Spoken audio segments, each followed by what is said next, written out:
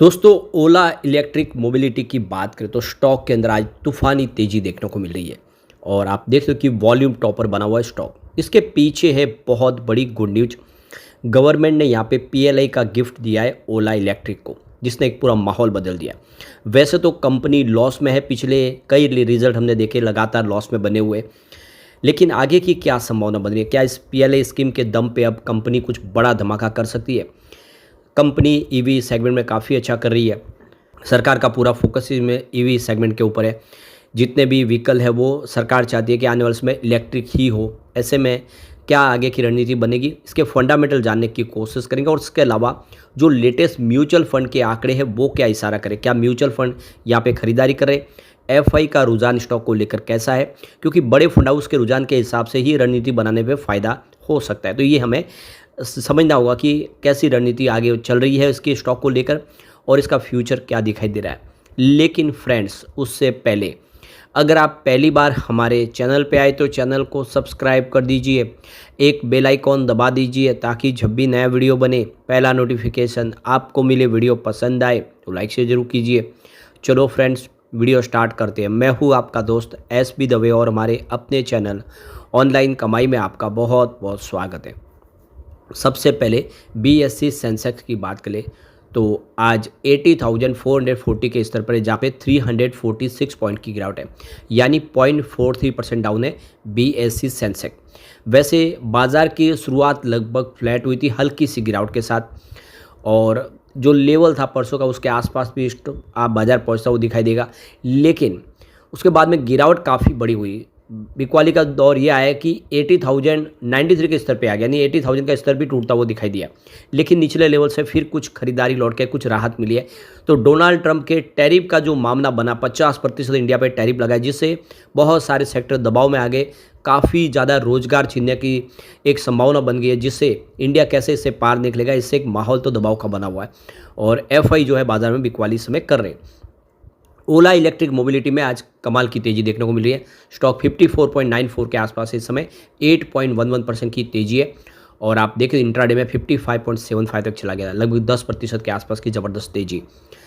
तो देख लो कि ओला इलेक्ट्रिक मोबिलिटी वॉल्यूम में ज़बरदस्त आज कीर्तिमान स्थापित कर रहा है। पूरे बाजार में वॉल्यूम के मामले में ओला इलेक्ट्रिक नंबर 1 पे आ गया है। तो भारी वॉल्यूम हो रहा है, जम के यहाँ पे शेयर खरीदे जा रहे हैं, क्योंकि गुड न्यूज़ काफ़ी बड़ी है, जिससे एक पॉजिटिव माहौल बना। तो ये देख सकते हो कि यहाँ पे 28 अगस्त को 4% की बढ़त के साथ 52.80 पर शुरुआत की, और उसके बाद में इसने दौड़ लगानी शुरू की।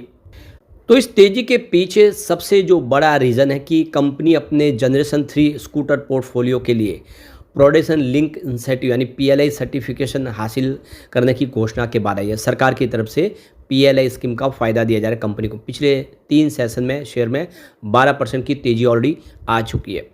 तो ओला इलेक्ट्रिक को अपने जनरेशन 3 स्कूटर लाइनअप के production link incentive PLI certification प्राप्त हो गया है, यानी सरकार अब पीएलआई का बेनिफिट देगी। इससे कंपनी 2028 तक निर्धारित बिक्री मूल्य पर डीएसवी में 13 से 18% तक के इंसेंटिव के लिए योग्य बन गई है, यानी 13 से लेकर 18% का इंसेंटिव सरकार देगी। अब कंपनी ने बताया कि यह पुरस्कार उसकी इनपुट स्ट्रक्चर और मार्जिन को सीधे मजबूत करेगा, जिससे वो एबिटाडा पॉजिटिव बनाने की दिशा में काम कर सकेगी। यानी जो कंपनी इस समय लॉस में, वो अब उनका जो कॉस्ट मार्जिन कम हो जाएगा सरकार की तरफ से। जब उनको एक बड़ी राहत दी जाएगी, एक गिफ्ट दिया जाएगा 13 से 18% का इंसेंटिव, तो वो अपनी कंपनी को प्रॉफिट में ला सकते हैं। तो जनरेशन 3 लाइनअप में देखें तो S1 Pro 3 किलोवाट, इसके अलावा S1 Pro 4 kilowatt, S1 Pro 4+4 kilowatt, और S1X 2X kilowatt, S1X 3 kilowatt और S1X 4 किलोवाट, S1X +4 किलोवाट शामिल है, जो ओला इलेक्ट्रिक की वर्तमान बिक्री का अधिकांश हिस्सा है। इस सर्टिफिकेशन से कंपनी के लाभ में कारोबारी साल 2026 की दूसरी तिमाही में महत्वपूर्ण ग्रोथ देखने की हमें उम्मीद दिखाई दे रही है। कंपनी ने नए मॉडल भी लॉन्च कर दिए। तो कंपनी ने संकल्प सालाना कार्यक्रम में कंपनी के नए मॉडल पेश किए, जिनमें S1 Pro स्पोर्ट, इसके अलावा S1 Pro प्लस और रोड स्टार X1 शामिल है, जो 4680 भारत की सेल की ओर से ऑपरेट है। तो S1 Pro स्पोर्ट की डिलीवरी जनवरी 2026 से शुरू होगी, जबकि S1 Pro +52 जो किलोवाट का जो और रोड स्टार एक्स प्लस है, ये मॉडल नवरात्रि में उपलब्ध हो जाएंगे। तो बिल्कुल नए मॉडल कंपनी ला रही है ताकि इस सीजन का जो फेस्टिवल सीजन है उसका फ़ायदा उठाया जा सके। तो फाउंडर और चेयरमैन भाविश अग्रवाल ने ओला इलेक्ट्रिक की डेवलपमेंट स्ट्रेटेजी भी बताई है, जिसमें भारत के जो टू व्हीलर इलेक्ट्रिक वाहन बाजार में 25 से 30% की हिस्सेदारी का लक्ष्य रखा है। इसके लिए कंपनी वर्टिकल इंटीग्रेशन और उत्पाद पाइपलाइन के विस्तार की योजना बना रही है। तो काफ़ी शानदार एकदम प्रदर्शन दिखाई दे रहा है। तो अगस्त में ओला इलेक्ट्रिक के शेयर में करीब 27% की ग्रोथ देखने को मिली है, जबकि जून और जुलाई में क्रमशः 15 से 3% की और 4 से 3% की गिरावट हुई। यानी जून महीने में देखें तो 15% की गिरावट हुई थी और जुलाई में भी 4% की गिरावट हुई, लेकिन अभी वो सारी भरपाई हो गई है। लगभग 27% की ज़बरदस्त रिकवरी हुई है अगस्त महीने में। तो शुरुआत से अब तक शेयर में 38% की आपको नीचे स्टॉक दिखाई देगा 2025 के बाद, जब बाजार में आने के बाद। पिछले एक साल में निवेशकों को 59% से अधिक की इसमें लॉस हुई है। पिछले साल अगस्त में शेयर की प्राइस 181 52 वीक का ऑल टाइम हाई था, जबकि इस साल में जो 39% का 52 वीक का लो बना, यानी 181 से स्टॉक गिरते हुए बिल्कुल काफ़ी नीचे आ गया, लेकिन निचले लेवल से अब फिर से दौड़ना शुरू हुआ है। फिलहाल आप देखें तो कंपनी का जो सेल्स है आपको थोड़ा सा गिरता हुआ दिखाई देगा। कैसे कि सितंबर 2024 में 1214 करोड़ का टोटल सेल्स था, दिसंबर में 1045 करोड़ के आसपास है और मार्च में ये 611 करोड़ के आसपास है। राहत यह है कि इस बार जून में फिर मार्च के मुकाबले बढ़ा 828 करोड़ का सेल हुआ है, तो कुछ तो अपेक्षा जगी है फिर से। कंपनी का खर्च भी कम हुआ है क्योंकि सेल्स गिरा, तो सितंबर 2024 में 1593 करोड़ के आसपास खर्च था, जो इस बार 1065 करोड़ के आसपास खर्च रहा है। और अच्छी बात यह है कि मार्च के मुकाबले भी खर्च कम हुआ है, क्योंकि मार्च में आप देखें तो 1306 करोड़ का खर्च था। तो सेल्स बढ़ा है लेकिन खर्च में भी कंपनी ने कटौती की है। ऑपरेटिंग मार्जिन अगर देखें, इसमें ऑपरेटिंग प्रॉफिट निगेटिव है, 379 करोड़ निगेटिव था 2024 सितंबर में, तो इस बार जून 2025 में -237 करोड़ है। अदर इनकम 100 करोड़ के आसपास थी सितंबर 2024 में और जून में 68 करोड़ के आसपास। अदर इनकम में थोड़ी कमी आई है। अब प्रॉफिट बिफोर टैक्स की बात करें या फिर नेट प्रॉफिट की बात करें, जो सेम ही है, तो नेट प्रॉफिट बोले तो लॉस था 495 करोड़ का सितंबर में। दिसंबर 2024 में लॉस बढ़ के 564 करोड़ तक पहुंच गया और मार्च में ये लॉस 870 करोड़ तक पहुंच गया।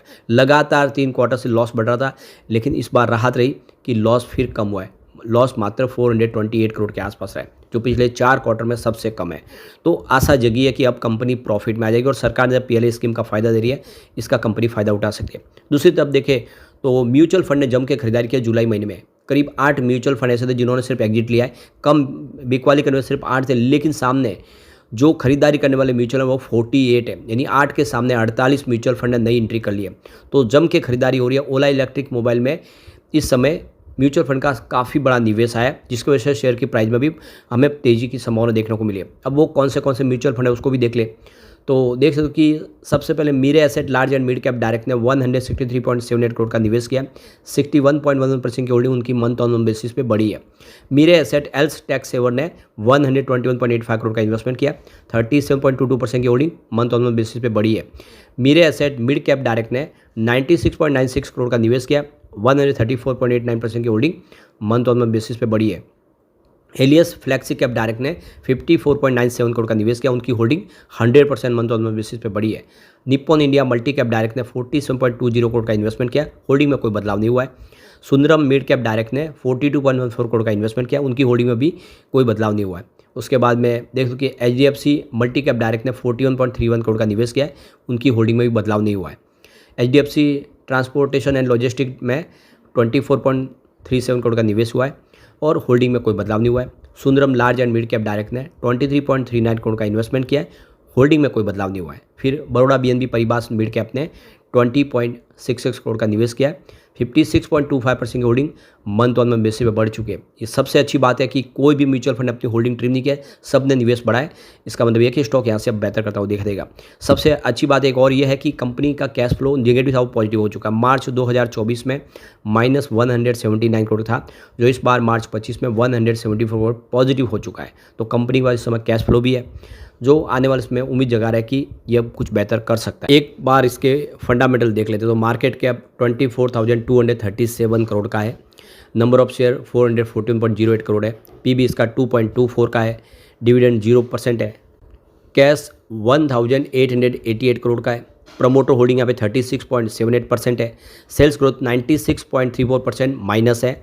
ROC 0.59% है। इंटरप्राइजेस वैल्यू इसकी 22,915 करोड़ की है। इसका पी रेशो 0 है। फेस वैल्यू 10 रुपीज़ है और बुक वैल्यू इसकी 24.56 रुपीज़ की है। डेट 566 करोड़ का है और EPS -0.10 रुपीज़ है। ROE इसका -0.60% है और प्रॉफिट ग्रोथ -48.15% है। फिलहाल कमजोरी जरूर है, लेकिन आने वाला समय इसके लिए काफ़ी बेहतर हो सकता है क्योंकि सरकार ने ज़बरदस्त गिफ्ट दे दिया है। लेकिन फ्रेंड्स, कोई भी इन्वेस्टमेंट करने से पहले अपने फाइनेंशियल एडवाइजर से एडवाइस ले ले या अपना खुद का रिसर्च करें, क्योंकि मैंने वीडियो आपके एजुकेशनल पर्पज़ के लिए ही बनाया। वीडियो पसंद आए तो लाइक से जरूर कीजिए और चैनल को सब्सक्राइब कर दीजिए। Thank you friends.